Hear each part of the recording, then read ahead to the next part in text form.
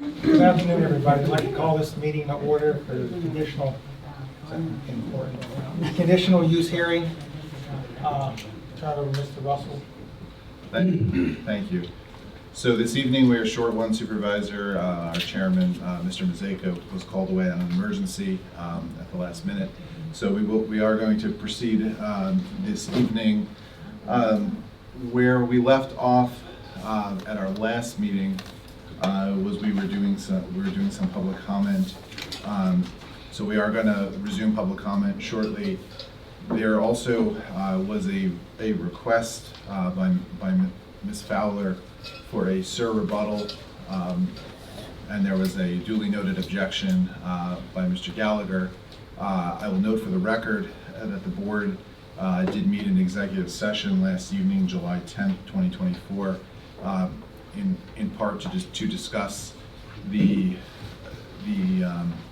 request by Ms. Fowler and the objection.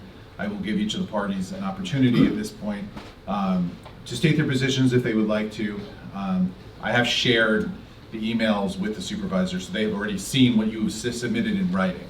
So if you have anything else, anything you want to add, Ms. Fowler, I'll ask you if you have anything you want to state first.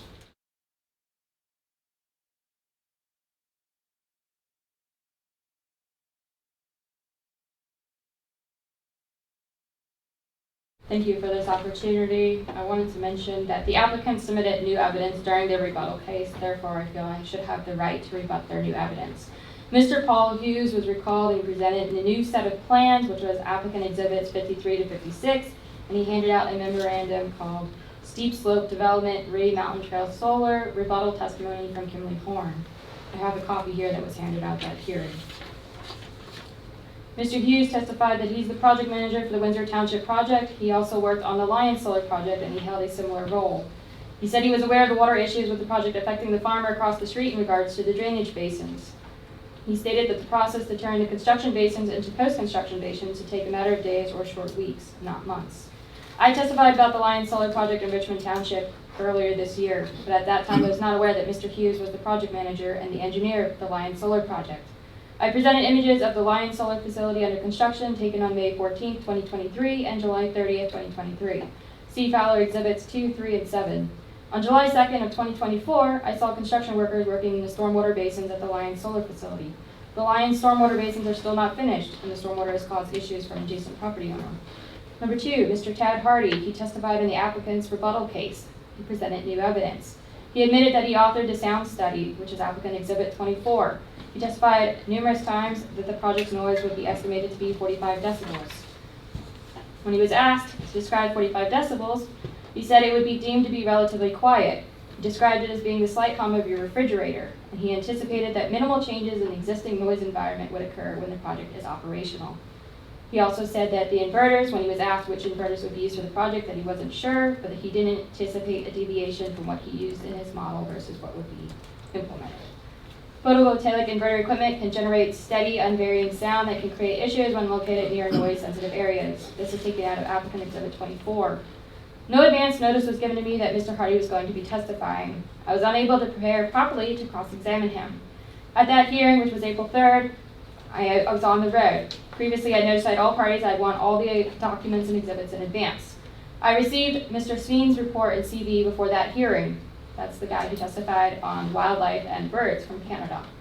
I reviewed those documents and prepared my questions for Mr. Sveen. I made a complaint on the record about not receiving documents in advance. See transcript page 1317. Lastly, Tommy Cleveland was recalled and he presented new evidence. A new glare study, applicant Exhibit 52, which was later not entered into the record, but his testimony still stands, which is over 3 hours in length. He also used new plans dated January 9, 2024, plans that were not given to me in advance to review. I objected to both exhibits. He stated in his testimony that the only time solar panels would reflect much sunlight is close to sunrise or sunset. Because of all the above reasons, I feel I have the right to have a SIR rebuttal case. Mr. Gallagher.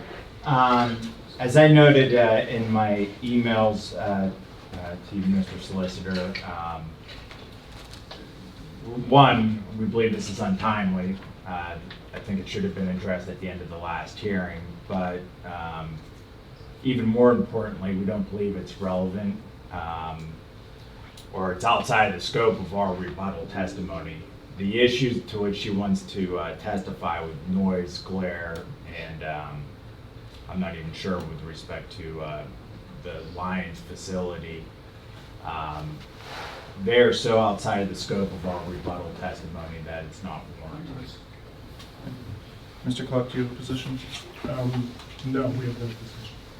Mrs. Palaniuk, do you have a position? Well, I feel like the guy that they brought in presented new evidence, even though they all wanted to say it was not new evidence, but it was all, so I tend to stand with what Lynn's saying here. Mr. Hartman, do you have a position? No, let it go. Mr. Hoffner? No position? Mrs. DeBeal? Not here. Okay. Mr. and Mrs. Yob? I stand with Gwen. Mr. Osenbach? Miss Fowler sounds great. Oh, you're here this evening, Mr. Osenbach. Work, let me behave. Mr. Balthaser? I think she should have the right to testify. Mrs. Balthaser? I also agree that she should have the right to testify. Mr. Fowler?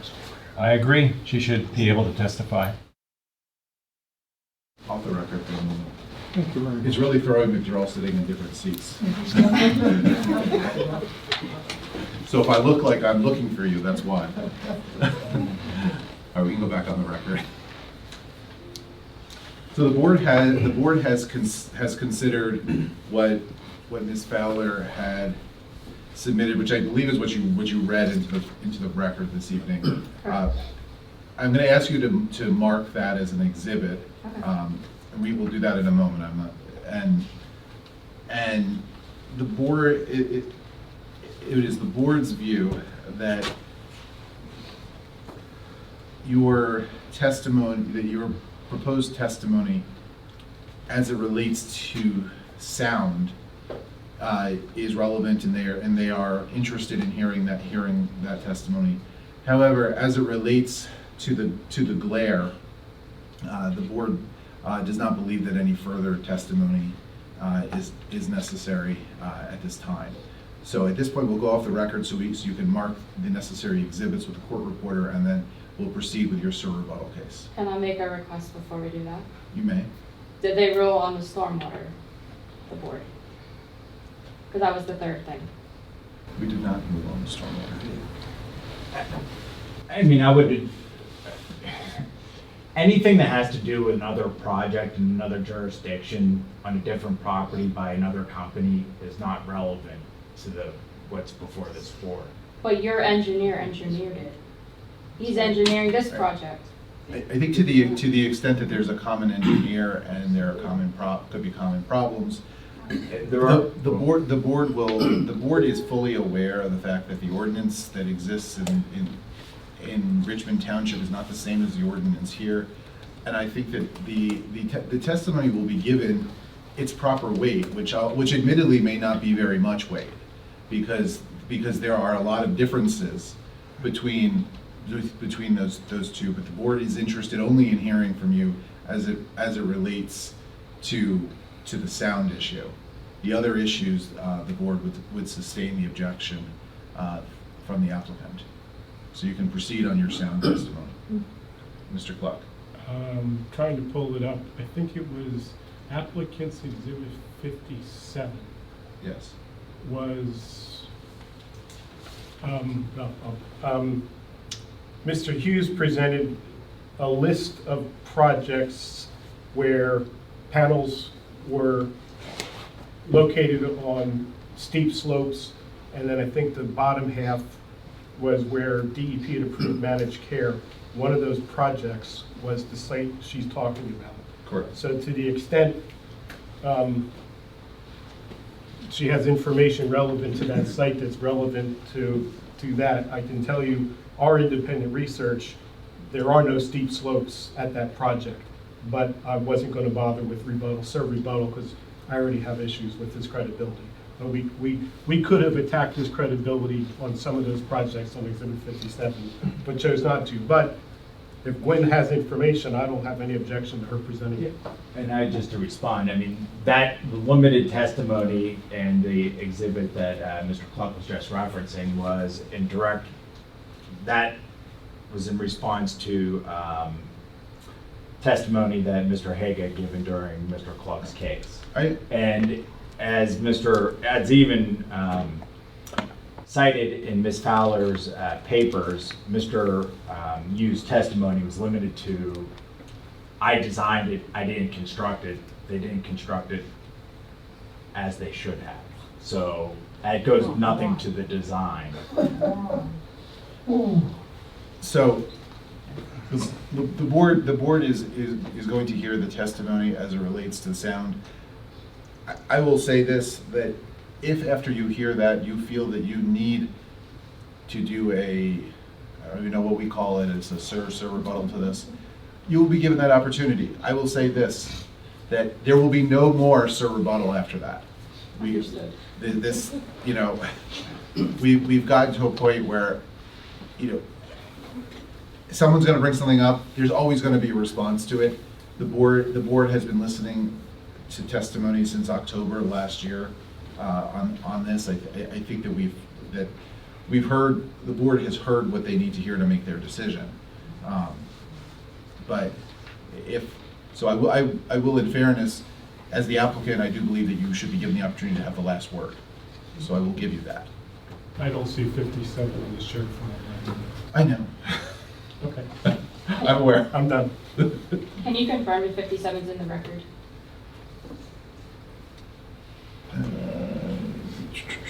It is not. I make Yeah. a motion to admit it to the record. Applicant's 57? Yes, the Kimberly Moore and Mountain Shell Solar rebuttal testimony. The one that says Lion Solar Project on it. Okay, is there an objection? Is there an objection? I have a list here. So one of the other things I want to do this evening is I have a list of all the exhibits that have been admitted, and I want to go through that with council and parties, so that if there are other exhibits that need to be admitted, we can get them admitted into the record. But at this point, we have a motion to admit applicant's exhibit 57 into the record. Mr. Gallagher, do you have an objection to that? I would imagine, I don't have the transcript in front of me. You're telling me it wasn't, all the exhibits were moved in? I thought all the exhibits were already moved in. No, it wasn't. I have a list. Our court reporter is excellent at notating in her transcripts when something is admitted or not, and prior to his departure, Mr. Shell did go through the transcripts to identify what was admitted or not. So at this point, I don't have. I mean, we've presented it. I mean, I don't have an objection to it. I still have to ask you. Yeah. Mr. Cluck, do you have an objection? No, not at all. Mrs. Palina? Nope. Mr. Hartman? Mr. Hoffner? No. Mr. and Mrs. Yob? No. Mr. Osenbach? Yes, sir. Mr. Ballfaser? No. Mrs. Ballfaser? I don't know what the document is. Can I quickly review it? Yes. Let the record reflect that the exhibit's been handed to Mrs. Ballfaser for her review.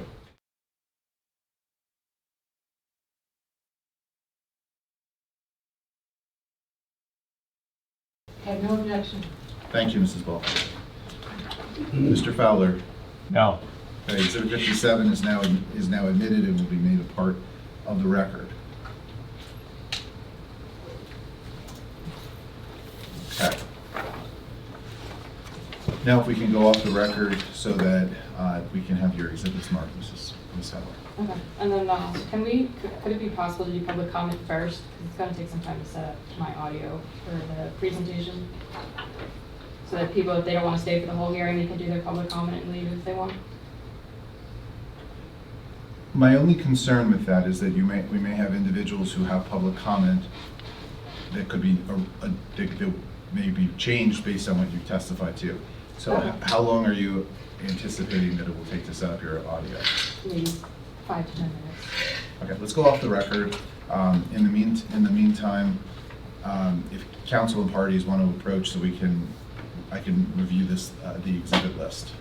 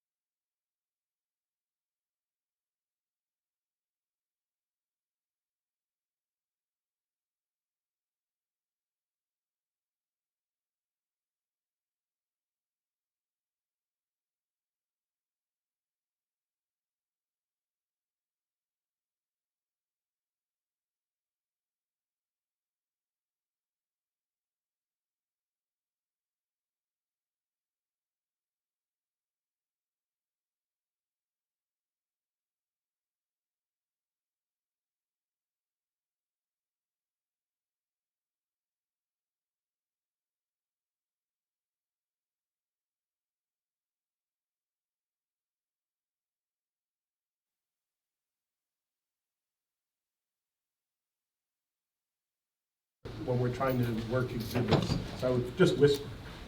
There is no exhibit 10. There is no exhibit 10. Okay, go ahead. So then 11, 12, 13, 14, 15, 17. Now, 16 wasn't admitted as part of that, why it's not. Right. I don't have it on my list as being admitted. Right. What was it? Yes. Cauldron didn't have standings. Entry of appearance for somebody that was rejected, therefore, Right. even though he was marked it, it's never been admitted. It's not done. Right, it's an entry of appearance that we never. 17, 18, 19, 20, 28, 29. Hold on, 21 is only entry of appearance. I don't have that being admitted. Same with the OB, 21 and 22. Okay, so we need to move those need, I have them here. So 21 and 22 will need to be admitted. So I'm basing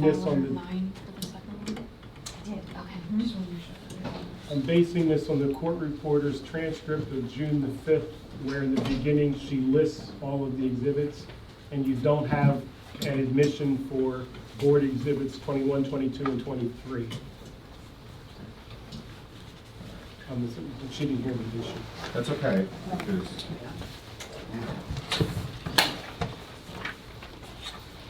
Were you talking to me? Yes. In your transcript, you always put the list of exhibits and the page numbers where they're marked and where they're admitted. I don't see admitted for board exhibits 21, 22, and 23 right, because they were never, we do need to admit 21, 22, and 26, because 26 is Mrs. Ballfazer's entry of appearance. So I have a note here to do that. I'm not going to do it right now. So those are the board exhibits, right, 21, 22. and 26. Well, 23 was Mr. Hughes's notes. Are they admitted? They were marked as a board exhibit. I think they were marked, but I don't know that they were admitted. Who should move them, the board or me?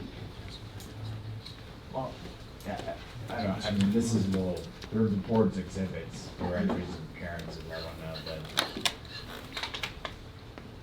Well, the entries of appearances are, you know, I don't think yeah, we object to those. I'm just trying to clean up the record a little bit.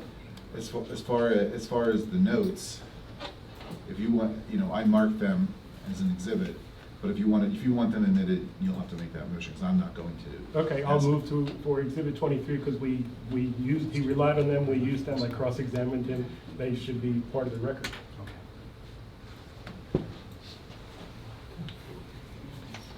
We're not on the record right now. No, we're not. No, we're not. I'm making a note so Just to that I can. confirm. Yeah. All right, so 21, 22, 26 and 23, we need, what, 27, I think that's your memorandum, that's not, I'm not moving for that.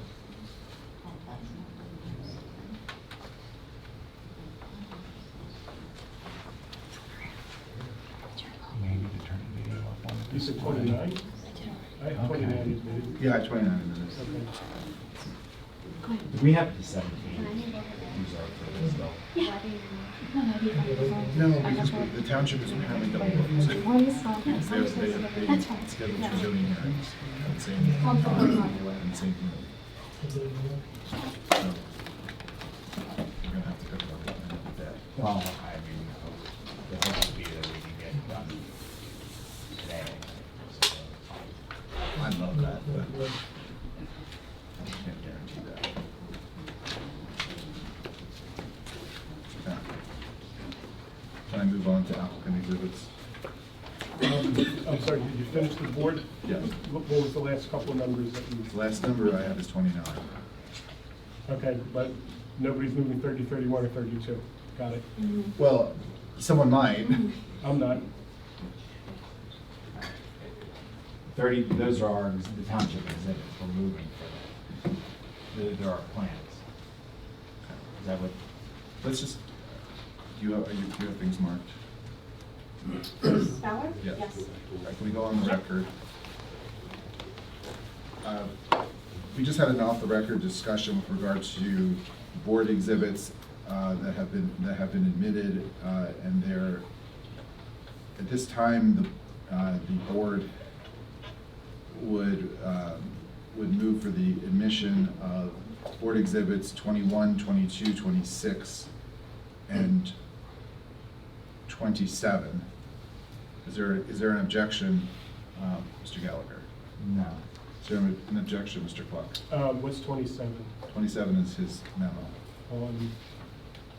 I don't remember exactly which memo it is, but it was a Yeah, memo. what's memos? But it was a memo submitted, and I think it should be, I want it part of the record. Okay. Mrs. Palaniuk, any objection? No, sir. Mr. Hardman? No. Mr. Hoffner? No. Mr. and Mrs. Yob? No. Mr. Osenbach? Nope. Mr. Ballfaser? No. Mrs. Ballfaser? No. Ms. Fowler? No. Mr. Fowler? No. There's a question as to board exhibit 23 and then 30 through 33, I believe? 32. Is there a motion with regard to any of those exhibits? With respect to Exhibit 23, I mean, we made our objections on the record at the first or second hearing. The rest are township plans, which Mr. Hughes testified to at length. And just the way that this board has gone, you made all our other submissions township exhibits, so you properly testified to them. What is exhibit 23? I believe those are the notes. The notes. His notes of Q&A that he was reading from, that they had to produce at the next hearing. Okay, those are, that exhibit is admitted, and then 30 through 32 are plans. For 30, mine just says Great Valley Dock, which I don't remember. That was the township, I guess that was Mr. Hoffman's last review letter. It would have been a review letter if it was from Great Valley. The 10/17/23, Yes. I don't have a problem with that. I do have a problem with 31. The January 9 plans, I thought I objected to at the hearing. And I thought the board's ruling was you'll admit them for the limit and you'll deal with the weight, if I recall. Yeah, so let's just go back for a second. So the letter was 30. So that's admitted. 31 is admitted for the limited purposes previously stated on the record. And then 32 are the plans. No, 31 is the plans. 32 just says letter 112. That's the response That's the response letter. to the Great Valley. I assume yes. Yeah. And if that's all true, I'm objecting to that on relevance.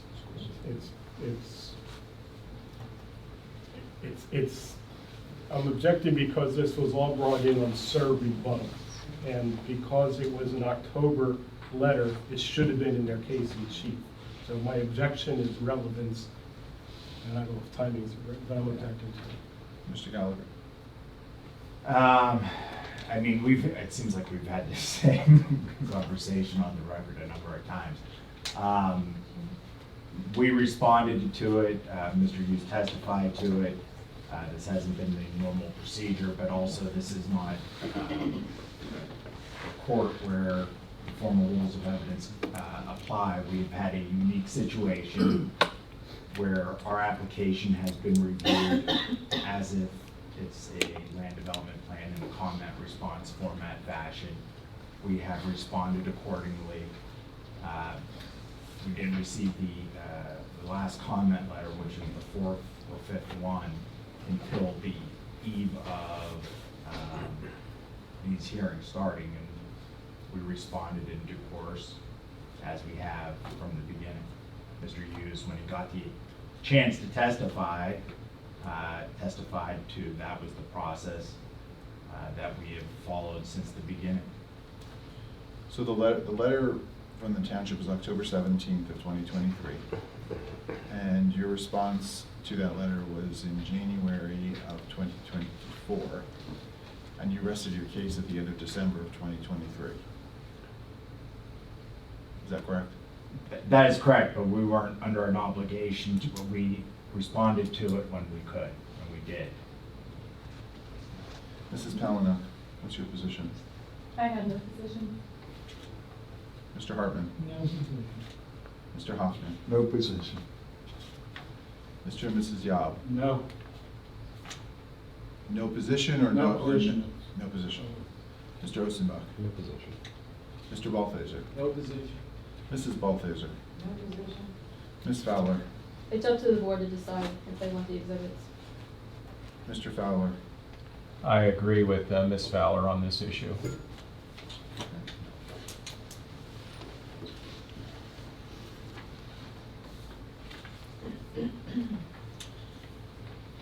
The exhibit will be admitted.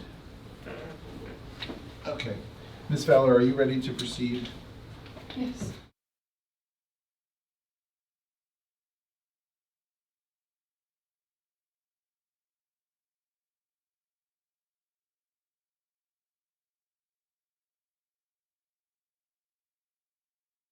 You ready?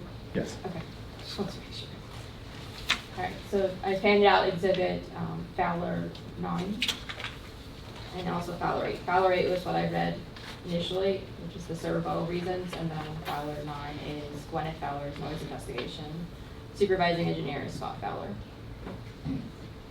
I investigated Mr. Hardy's claims that inverters for a solar project would be 45 dB and that the noise from this project would sound like the slight hum of my refrigerator, and that minimal changes in the existing noise environment would occur once the project is operational, and that inverters may not operate at night. I used an accurate sound level metering app from the Centers for Disease Control, also known as the CDC, the National Institute for Occupational Safety and Health, known as NIOSH, sound level meter app. Quote, the NIOSH sound level meter app was created to empower people to test noise levels in their workplace. This helps workers make informed decisions about their noise exposure, which can prevent occupational hearing loss. This app is accurate within plus or minus 2 dBA. The app was tested according to standards in a reverberant chamber of the NIOSH Acoustics Laboratory. The app was developed in collaboration by EA Lab, Inc. under an MOU agreement between NIOSH and EA Lab. I decided to pick 3 locations to make noise measurements. One was on the public road by the south entrance to the Lions Solar Facility in Richmond Township. In Windsor Township, I picked 2 homes on Blyle Road. 130 Blyle Road, home to Jeffrey and Cindy Bryan, and 176 Blyle Road, home to Bruce and Maria Balthaser, both of which are parties. Jeff Bryan previously testified that he and his wife enjoy sitting on their front porch to watch the sunrise, the sunsets, snow geese, red-tailed hawks, bald eagles, and wildlife. This is in January of 2024, transcript pages 770 to 778. Maria Balthaser testified that in the 28 years that she's been living on Blyle Road, that the average noise is birds chirping unless somebody's cutting the grass, or if the wind is blowing a certain direction, that we're hearing the traffic. This was at April 3rd, 2024, transcript page 1338.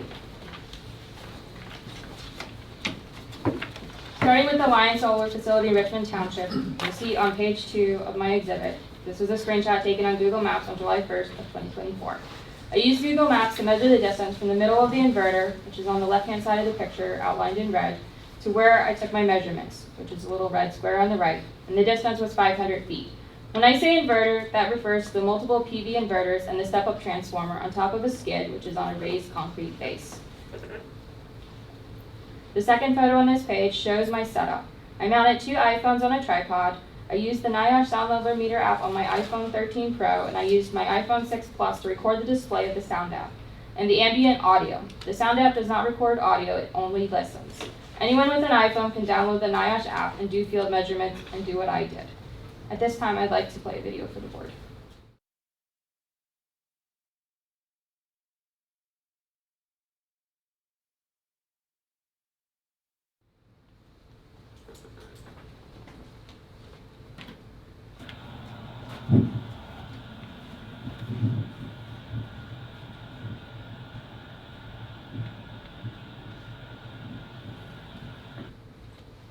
The record reflect that a video was played.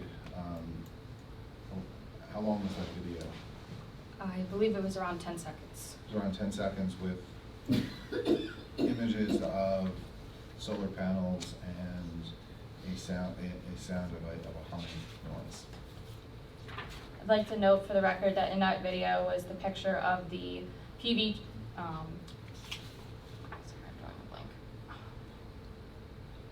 the inverters and the step-up transformer, and in the background you can see heat radiating off the solar panels.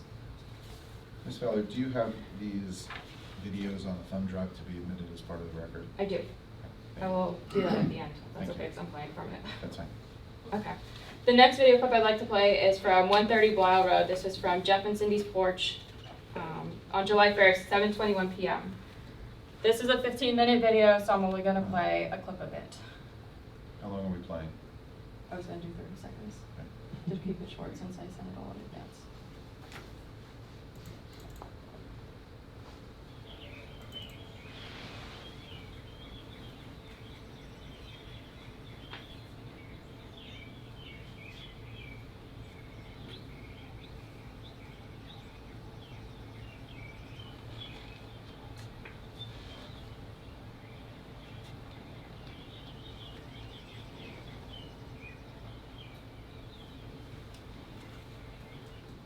The record reflect that a video was just played. On the screen is an image of an iPhone. In the background, looks like vegetation, and most of the sound on the video was birds chirping. What I heard when I took this reading was that it was fairly quiet. When the birds were not vocalizing, there was occasional vehicle traffic and intermittent wind noise. The vegetation that you're seeing on the left of this video is actually part of Gaspari's land. The next video I'd like to play for the board is from 176 Blau Road. This is Bruce and Maria's front porch. This was taken on July 2nd, 2024 at 3:50 p.m.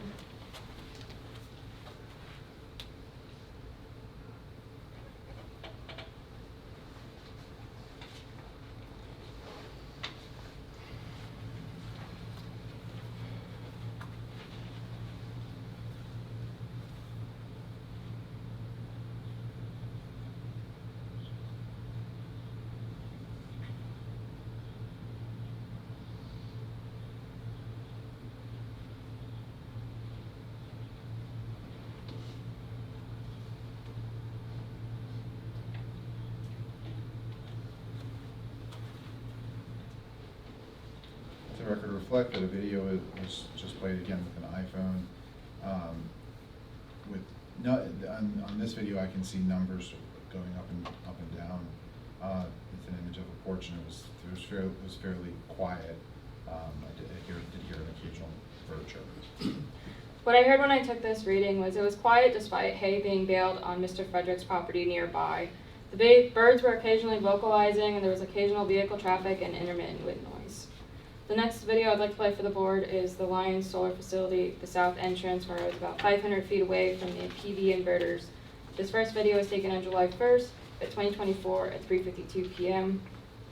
And I have a question. On Yeah. the screen there, on your iPhone, there's some numbers. What do those represent? So the number here is the instantaneous level dBA, that's what you're hearing, so it's saying 37.9 decibels. So that's what the instantaneous reading is, and it changes as it's hearing what it's hearing.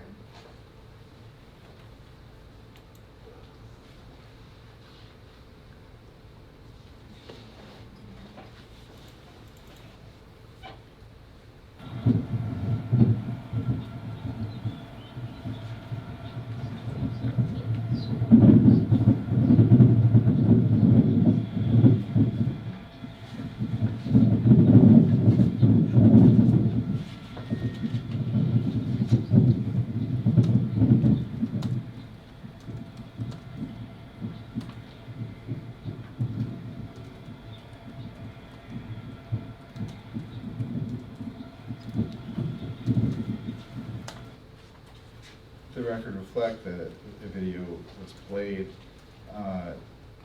clearly very windy when the video was being taken. It's an image of a gravel road and some vegetation, and there was a humming in the background on the audio.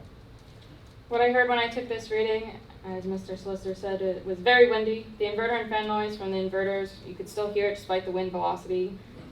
Depending which way the wind was blowing, you could hear it louder, whereas if it was blowing away from you, it was quieter. The birds were also vocalizing occasionally. The next video is from the Lions Solar Facility, the south entrance, same location, except it's on July 7th at 9:02 p.m. This is a short video to show that the sun had set. And that the I'm gonna inverters, place the same objection. I mean, this is not a leeward facility. It's not a project that is associated with leeward or mountain trail, and it's in a different jurisdiction. Mr. Hardy testified that the inverters used in the solar industry are pretty much the same. Doesn't matter what the brand is or the model.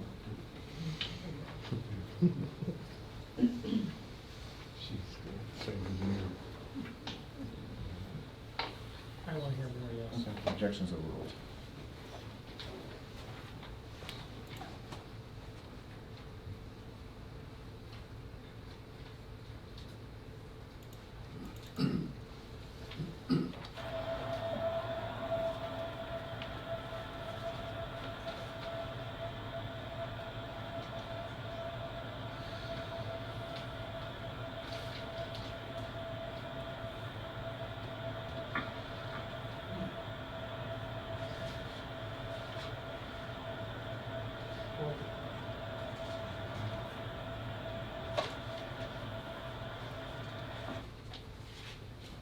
Let the record reflect that a video was played.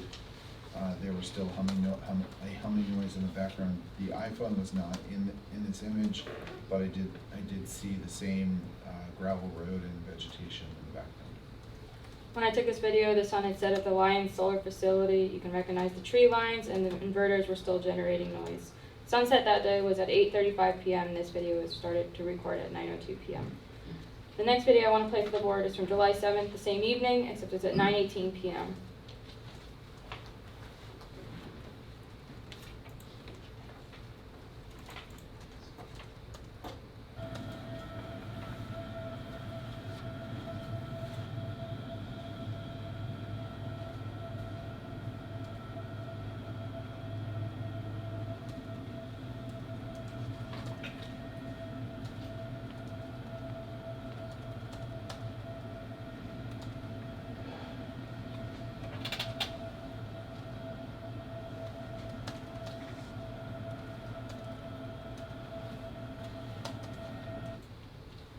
The record reflects that video is just played on the screen. Really, all I can see is an iPhone, and it appears to have numbers that are ranging between, say, around 49.9 to 50, over 50.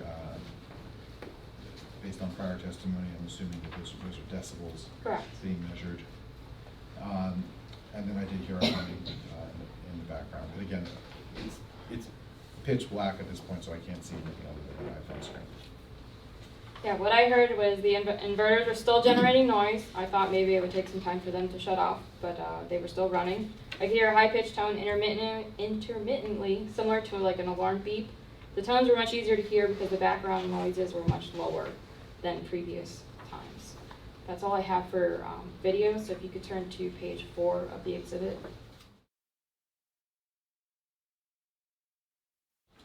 On page 4 is drone photo 1. This was taken on July 30th, 2023 at 5:23 p.m. This is the front view of the inverter at the Lions Solar Facility. This is where I was measuring noise from. You can see here on the left there's 2 of the PV inverters, and then there's 3 on the left, 2 on the right, and then there's the step-up transformer in the middle. And then if you flip over to page 5, you'll see the back of the same unit. This again was taken on July 30th, 2023 at 5:23 p.m. And you'll notice that there are 2 fans on the step-up transformer. The purpose of these fans is to cool the fluid that is used in the transformer. You turn to page 6 of my exhibit. I looked up the brand to find out what they were possibly using at the Lions Solar Facility. It appears they're using the TMEIC Solarware Ninja PV inverters. I counted 5 of them on the skid. They can use up to 6 of them on the skids. In their brochure, they mentioned that these inverters use heat pipes and forced air cooling. Moving on, the Windsor Township Noise Ordinance 6085A, there's a chart. It says for residential, public space, open space, agriculture, or institutional areas, noise is restricted. From 7 a.m. to 10 p.m., noise is limited to 60 dBA. From 10 p.m. to 7 a.m., plus Sundays and legal holidays, noise is limited to 50 dBA. Section 6085B, as in boy, for any source of sound which emits a pure tone, the maximum sound level limits set forth in section 6085A shall be reduced by 5 dBA. At this time, I'd like to call up my expert witness, Scott Fowler. Okay, 1 second. So are you done with your testimony? His testimony is tied into mine. So you need to finish your testimony, and then the other parties will be given an opportunity to cross-examine you on it, and then you can call your next witness. Okay. Yes, that's it. So, okay. Mr. Gallagher, cross-examination. Yeah, I believe some of this is already known. You're not, you don't have a degree in engineering. You're not a licensed engineer, correct? Not an engineer. Okay, you don't have any formal training. Do you have any formal training with respect to noise? I did follow the instructions and the tutorial videos for the sound level app through the CDC's website, so I did do all the tutorials. But you didn't receive any formal certification? No, Okay. Is your phone a calibrated sound meter? if you read the CDC's website, they say if you use the app on an iPhone, it's accurate within plus or minus 2 dBA. Okay, but it's not a calibrated sound meter. I've already answered your question. What was the elevation difference between yourself and the inverter? I don't know. Okay. You didn't measure it, okay. I would have had to trespass, and I wasn't going to do that. Okay, did you measure the background noise levels? Yeah, while I was there, I could hear the background. Okay, but you didn't take any, you don't know what the ambient background, It varies depending on the weather, the climate. okay. I mean, you can watch the 15-minute videos. You can see when the wind gusts, it goes up to 60, 70 dB. You Okay. can hear it when cars are going by on the Fleetwood Lions Road. You can hear when DECA's running. All right, You can also hear when they're not shooting their guns off. I have no further questions. Mr. Clark? No questions. Mrs. Powell? No questions. Mr. Hartman? No question. Mr. Hoffner? No questions. Mr. and Mrs. Yob? No questions. Mr. Osenbach? All your readings were taken from Balthaser Road locally, correct? For the Balthaser property, it was on their front porch. So all your readings were taken off of Blau Road? Yes, for the None. two in Windsor Township. It was off the Jeff and Cindy Bryan's front porch and Maria and Bruce Balthaser's front porch, correct? So you have no data from Klaus Road or Hess Road, correct? Correct. I didn't have enough time to do everywhere. That's fine. Mr. Balthaser? No questions. Mrs. Balthaser? No questions. Mr. Fowler? No questions. Okay, may I call your next witness? Well, do you have any redirect yourself? I'll just reiterate that the app is accurate to plus or minus 2 dBA based on all the laboratory testing they've done. It's meant to empower people to test the noise in their workplace. Any recross? No. Any recross, Mr. Clark? No. Mrs. Palaniuk, any recross? I'm sorry, what? Any recross, you have any questions? No. Mr. Hartman? Mr. Hoffner? No. Mr. and Mrs. Yob? No. Mr. Osenbach? No, sir. Mr. Balthaser? No. Mrs. Balthaser? No. Mr. Fowler? No. All right, let me call your next witness. All right, I'd like to call Scott Fowler.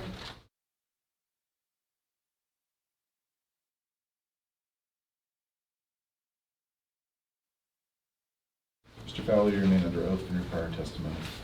Understood. I'd like to offer Scott Fowler as an expert in audio engineering. When he was previously cross-examined on his credentials, he explained how he has vast knowledge of audio engineering and his work experiences. Can you remind me of your experience in audio engineering? In audio, I started working in broadcast engineering as an engineer at radio stations in 1989. And I worked at University of Pennsylvania in the 90s. I became self-employed after that.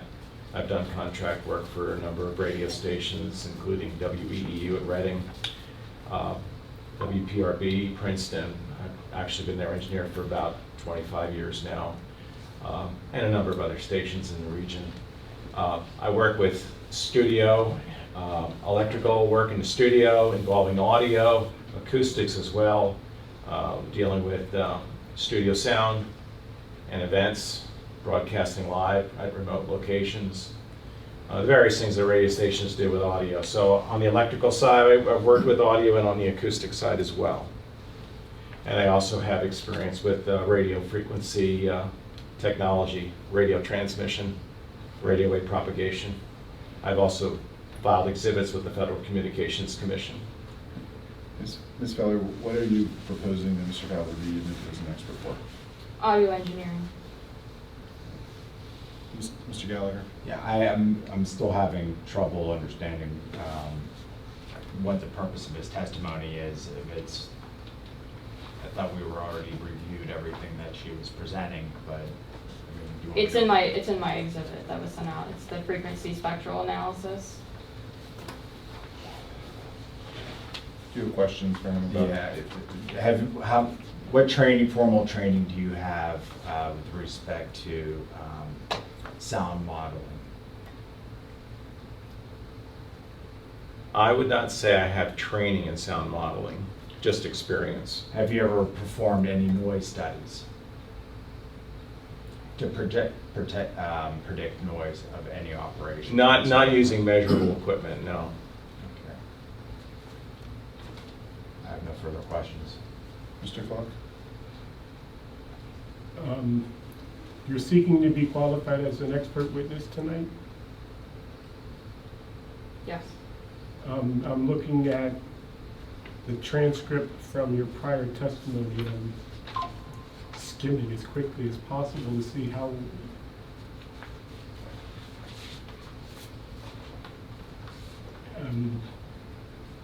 Russell, I don't see where you say how he's being admitted as an expert in what.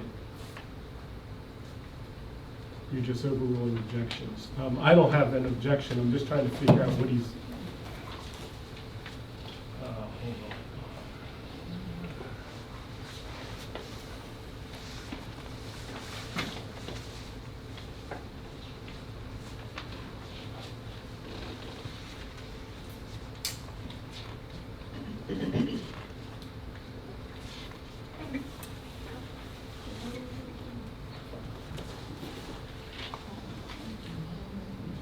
Russell, I don't see what he was qualified. He was qualified and admitted as an expert in fill in the blank, and I don't see it. I will agree with you. I read through the transcripts. I didn't see it in there either. Even though they made him go through the whole process. Well, he will be admitted as an expert with regard to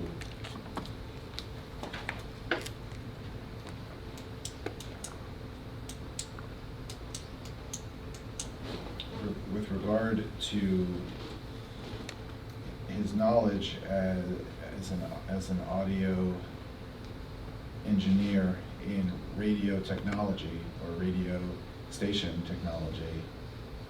I'm not sure how that helps you tonight, unfortunately. He is an expert in those areas, but I'm having a very hard time seeing how he's an expert with regard to sound studies, given he's never performed one before and there's not been a foundation laid for him having experience. He can testify certainly as a lay witness, but I think to testify as an expert requires a bit more of a foundation. Well, part of the work for radio stations is you have to edit audio. And using the editing applications such as Cool Edit Pro, which is what we use here, you can analyze spectrum or frequencies from noise. But you understand that wasn't put on the record prior to the ruling, so I didn't know that. So can you tell me a little bit more about that, Mr. Fowler? Well, with working in radio and production environments with audio, we're dealing with music, sound. We're using a lot of software tools for editing. We're looking at sound levels. We're looking at frequency response. Often we might have to tweak an audio recording because of it might be too bassy, maybe too tinny. So we look at frequency spectrum and we equalize audio to make it sound better. So I'm generally fluent with the understanding of sound levels and sound frequency distributions. What is- Familiar with the human hearing, what it can hear and what it can't hear. What does generally fluent mean?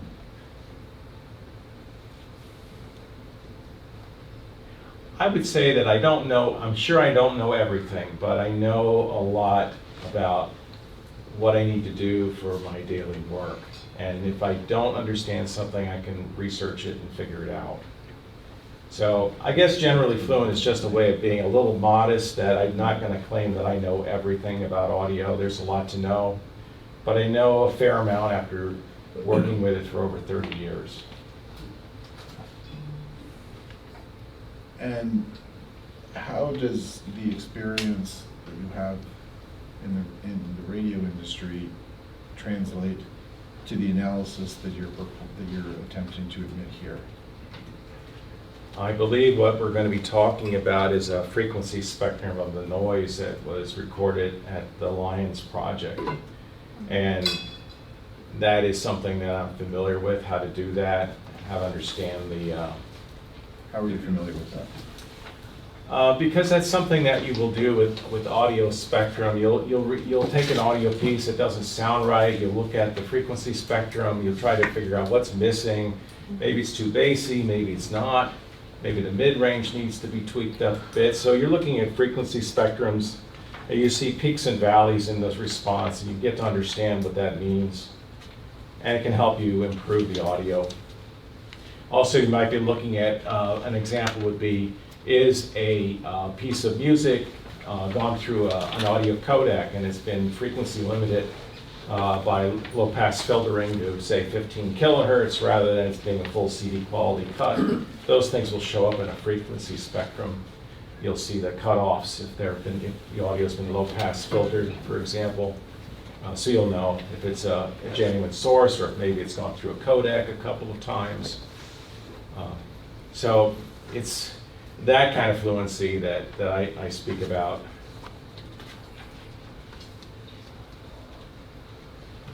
I'm sorry, can you repeat your, I don't have the transcript and it's been a while since you testified. When did you work can you go through your employment history? All the way from the beginning? Yeah, so I thought you only worked for a very short time as a radio engineer. As a radio engineer, the first time I worked professionally was actually during college. I was an on-air radio host at a station in Allentown. That's from 1979 through 1982. I got into the engineering field of radio broadcasting in 1989. I worked at the University of Pennsylvania from 1989 through as full-time through 1998, part-time after that, and also as a contract engineer since then. I've been the main engineering consultant for WPRB Radio at Princeton, New Jersey from 1999 to today. I worked at WEEU part-time as needed for about 20 years, and a number of other radio stations in the region. What do you currently do? Where do you currently work? Right now, I am still the contract engineer for a radio station at Princeton, New Jersey, at Princeton University, their college station, WPRB. Do you have any additional questions? No, I really don't. Mr. Clark, do you have any questions? No. Mrs. Palanek, any questions? Nope. Mr. Hartman? No. Mr. Hopner? Nope. Mr. and Mrs. Yav? No. Mr. Osenbach? Nope. Mr. Balthaser? Mrs. Balthaser? No question.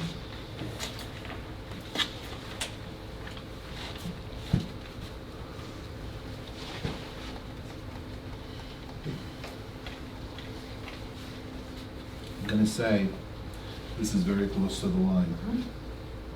In terms, I don't doubt, Mr. Fowler, that you have a vast amount of experience in your field. I'm struggling a a little bit to see how it translates to the testimony that you're being asked to give here tonight with regard to frequencies. I'm inclined to allow you to testify as to frequencies, but I'm not sure that you can, that as an expert, you have the qualifications to go any further to really explain what that really means, because I think there's a big difference between audio for radio or entertainment purposes and the audio with regard to the solar arrays in this matter. So I am going to admit you as an expert as it relates to sound frequencies, but I'm going to caution you that there's only so much that you're going to be able to go into, and I'm sure that if you cross over that line, Mr. Gallagher will be sure to remind me of where that line is. Yes, and I would just like to know for the record again, our overall objection that this is he's testifying to sound levels taken at a different project that has nothing to do with Leeward or this proposed project. Of an inverter that is located somewhere that they're not really sure, and that the inverters in this case are going to be centrally located. So this testimony is highly irrelevant. Mr. Hardy testified that the sound from inverters is about the same across the industry. It doesn't matter which inverter you use. The board, thank you, Ms. Fowler.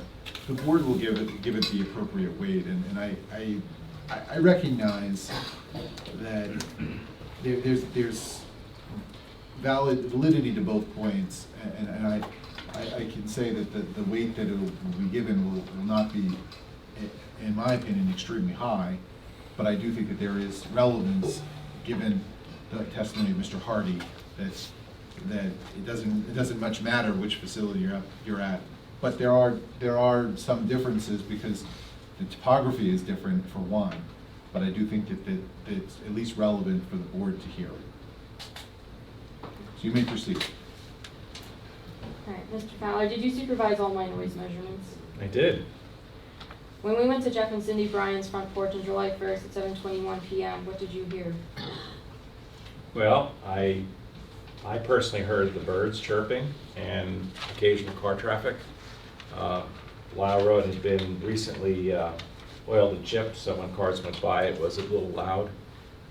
It was a little breezy, but of course I couldn't hear that because that was not something my ears are going to hear like you've heard on the recording. You don't have that effect when you're listening to wind. What did you hear at Bruce and Maria Balthazar's front porch on July 2nd at 3:50 p.m.? Was that the first or second time we were there? It was the second time. It was much quieter. There was no traffic noise, except for the occasional car going by. Same issue with the chip and oiled road. There was a little bit of background sound. There was hay baling going on across the street on Mr. Frederick's property. That was a little bit further west, but it was definitely quiet. There were some birds, but it was I thought it was much quieter than it was over at Jeff and Cindy's house.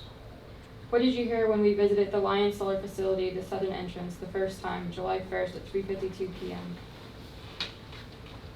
That, as I recall, was a bit windy. We could hear a number of sounds. Of course, the first thing that jumped out at me personally was the sound of the inverters. I could hear other noises. There was some traffic noise. There were birds. That's pretty much everything. There was one day that DECA was noisy, but I believe that was a different trip. Yes, it was. What did you hear when we visited the Lion Solar facility on Sunday, July 7th at 9:02 p.m.? That was after sunset. The ambient noises were fairly quiet, but the inverter sound was louder than I had heard the other times we were there. What did you hear the same evening at 9:18 p.m.? That was just a little bit after that. It was similar. Perhaps the inverter noise was a bit louder. It did seem to vary with time. There was very little other noise other than wind picking up near the latter end of the recordings that you were doing. Please identify Fowler Exhibit 9, page 7, the image that's on this page. That's the analysis of the noise that's coming from the inverter there at the Lion Solar project. It's a graphical representation of sound level, which is your vertical axis, versus the frequency of the sound, which is the horizontal axis. How long of a sample did you use for this analysis? 3.5 minutes is what I used in this. From about 1 minute into the video to 4.5 minutes into the video. That was the earlier part of the recording. It was about 15-minute recording. What I was looking for here was sound from the inverter that wasn't contaminated by a lot of other extraneous noise. The wind did pick up during that recording towards the latter end of it, so I didn't want to include that in the analysis. So this looked to me like a fairly good sample of the inverter noise itself over a 3.5 minute average. Can you explain to the board what we're looking at in this image? Well, we're looking at a plot of the frequency of the sound versus the sound amplitude, or the loudness. Loudness is your vertical axis, and frequency is your horizontal axis. And what stands out in this plot is that there is what I would describe as tonal noise. I identified the fundamental frequency and several harmonics of that frequency. And I have fairly good confidence that they're harmonics because they're multiples of the original, of the first frequency, the lowest frequency that stands out. So what you see here is a general, what I would describe as broadband noise, which is this gently downward sloping response from low frequency to high frequency, but it's accentuated by these tonal sources of noise. Can you explain the difference between the noise measurements recorded by the NIOSH sound level meter app versus the fast Fourier transform in Cool Edit Pro? Okay, what you're referring to with fast Fourier transform is just how you generate this plot, because you have a sound recording that you're measuring over time, and instead of plotting your sound amplitude versus time, you're replacing time with frequency. So you have to go through that mathematical manipulation. So this represents an average over 3.5 minutes of real time. Could you restate the question now? Explain the difference between the noise measurements from the NIOSH sound level meter app versus the fast Fourier transform. Okay. The sound app on the phone is a real-time device. You may have seen that in the video. There were instantaneous sound readings that were being displayed. That's what it's intended to do. It's recording that data, then it produces a number of other things that are useful, time-weighted average readings, for example. That's looking at the entire audio spectrum that the human ear can hear. It's called an A-weighted response. The human ear tends to not hear as well on the very low frequencies and on the very high frequencies. This spectrum analysis that's done with software isn't looking at that as a filter. It's just looking at here's what the levels are, not what the perceived levels are through an equivalent A weighting process with the sound meter application. But that sound meter is looking at all frequencies at the same time. So it's just looking at instantaneous level.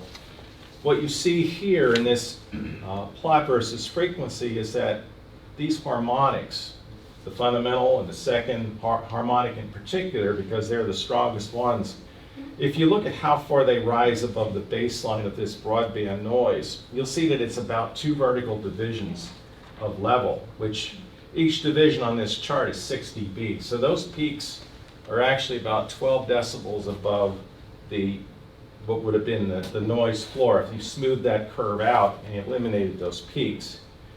So even though the sound app is giving you a real-time number, it's across the entire frequency band. If you resolve tonal noise, you're going to see, as in this case, that the tonal noise is actually much louder than what the averages are going to be for a sound app. Would you describe these harmonics as tones? Yeah, because you've got a fundamental frequency there and multiple integer multiples of that frequency as harmonics at higher frequencies. So by that very nature, it's tonal. Those represent harmonics or overtones. If you're thinking about it in terms of a musical note, those would be overtones. So yes, it would be tonal. Do you think the applicant may have issues complying with the noise ordinance? I think it's an open question because what we observed and what we've shown here in the data is that sound is very variable. This was taken at 500 feet. There are some inverters, I believe, in this project that are within 500 feet of the property line on the western boundary at Monument Road. I believe Bruce Hay had testified with some of those numbers. Other residences are much further away. They might be 1,000 feet away or more. But this sound source here was one inverter skid, and we've seen in the applicant's documents that they're proposing a number of these as dual skids. So they're side by side, two identical systems. And when you look at, for example, the proposal on Mr. Frederick's property, there's quite a few of those double skid inverters proposed. So in some cases you have a residence that might have similar proximity to 4 different inverters. So you have an increase in sound level in the aggregate with, you're not just looking at the sound from one inverter, but now you're looking at the sound of 4 inverters, which if they mathematically combine, that's going to be a 6 dB increase. If you look at this and say, okay, this is tonal noise, it should be the ordinance that applies to tone should apply. That standard is 5 dB more restrictive than what broadband noise would be. And generally the reason for that in ordinances, it's not an uncommon thing for the ordinances in townships to be this way, is because human hearing the psychoacoustic effect of something like this, when you see these peaks that are 12 dB above the noise floor, those things, your hearing is going to pick that stuff up, particularly at these frequencies, which are in the mid-range.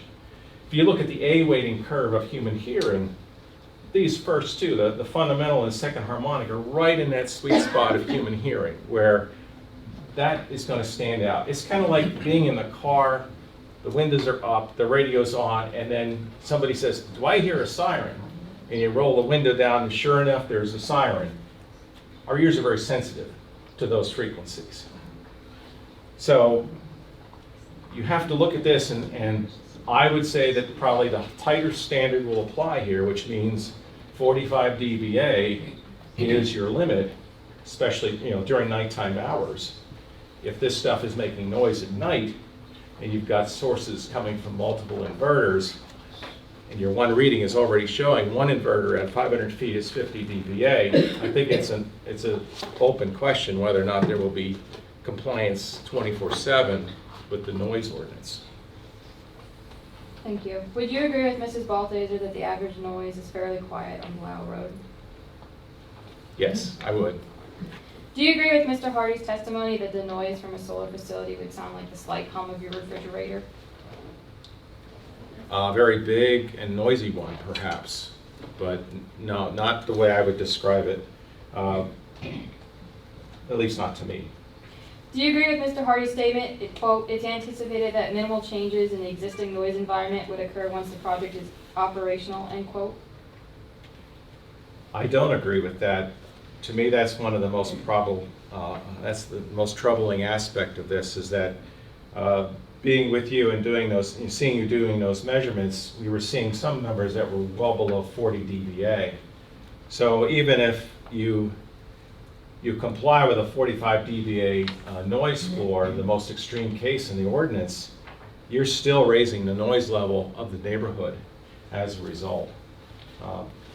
The lowest number I seem to recall seeing was around 35 dBA plus or minus, and that's a very quiet environment. And the concern here would be that you could see 5 or 10 dB rise in that background environment, and it wouldn't be just an occasional bird chirping or a car going by, but it's a continuous, as you heard in the audio of the videos, it's a continuous sound. Was there anything that I missed that you wanted to add? I don't think so. Okay, that's all we have. Thank you. Mr. Galvin, no questions. Mr. Cook, no questions. Mrs. Palmer, No question. Mr. Hartman. With your information that you get at night and during the day, you still have noise at night from the inverters, right? That's what we observed at Lions. Oh, okay, how much of a difference is it during the day to the night? I'm concerned with the night noise. Or That's don't a you difficult. know? That's a difficult question to quantify because we only did a few sound readings. So to really have a good, be able to know, you'd have to do many readings over time that cover all different environmental conditions. Some nights it's kind of like the sound of I-78. Some people in Windsor Township will hear traffic noise at some times, and other times they don't. It's a variable effect. So you would have to make measurements over many times, randomly different times of the day, to really be definitive about, what is it going to be. The birds weren't chirping at night. That was something I observed, and it did seem quieter, but there was only a couple of readings that we did after sunset that one day. Well, I'm concerned that the noise at night would affect you more than during the day. That you and not be used to it. I don't know, I'm just asking you, you may not know the answer, which I don't think you do. I was a little surprised that the inverters, because I've listened on the phone to some of these inverters, I was surprised how much noise they do make at night. That surprised me. And I thought they'd basically be quiet, but they're not. Was there a question? No, really not, I guess. At the end, I made a statement like this. Mr. Hopner? No. I'm sorry, Mr. Hartman, did you have any other questions? No, that's fine. Mr. and Mrs. Yob? No. Mr. Osenbach? In your experience as a sound engineer, would you say frequency pitch changes due to ambient air temperature? Well, I certainly know from sound theory that that's true. I think we probably have all experienced this to some degree. The example that comes to mind is a concert on a windy day. There's that warbling effect that the wind will do, that the pitch will change a little bit, the amplitude will change. It's a very variable thing because it's sound is propagating through the air, and air is doing all kinds of things. So in comparison to like an outdoor event, would you say that it would become more clear in fall weather versus summer weather? That I couldn't say one way or the other about that. The Lions project is a much smaller scale. With your experience in electronics, if it's pulling more of a frequency through, say, it's pulling more megahertz through the transformer, it would have a higher pitch to it, correct? If it's pulling more ohms? At least my understanding of how a transformer would work, if it was drawing more current, it might hum louder. Right. But transformer hum is at the low end of the frequency spectrum, where we can hear low end frequencies, but they're not nearly, our ears are not nearly as sensitive to the transformer hum as it would be to what we measured here at Lions, where we had mid-range frequencies, 600, 1200 hertz tonal noise. Right. And in your experience and opinion, would you say a younger individual would probably hear it better than an older individual That's definitely true. Yes. Yeah. at that frequency range? Well, the mid-range frequencies that we're talking about here in this graph, those first two harmonics, I think most anybody can hear that, who still has reasonable hearing. That's kind of like the last frequencies that we can't hear anymore. Our ears are essentially optimized to hear things in the mid-range. So we tend to lose the high frequency response to our hearing first and some of the low end frequency. You've ever been in a nightclub where they got the bass cranked up, you feel it more than you hear it. That's because our ears don't hear the low end so much, but you can feel that vibration. That's all I have questions. Thank you. Mr. Ballfazer. Yes, one question, Scott. What was the distance that those inverters were from where your measurements were taken? At Lions, Yes, it was 500 feet, 500 feet, and it was a single inverter skid. single skin. Okay, thank you, no further questions. Mrs. Ballfazer. No questions. Mr. Davis. Yes, Mr. Fowler, I have a question is, you studied the Lion site, and that's relatively flat topography compared to this proposed site. So if you had an inverter on the side of a hill versus on a flat plateau, how does sound travel? With the ground level, heavy dews or heavy dense air in mornings? And how does topography affect sound travel from your experience? Well, certainly. Due to the topography. Right, certainly there's an effect of topography.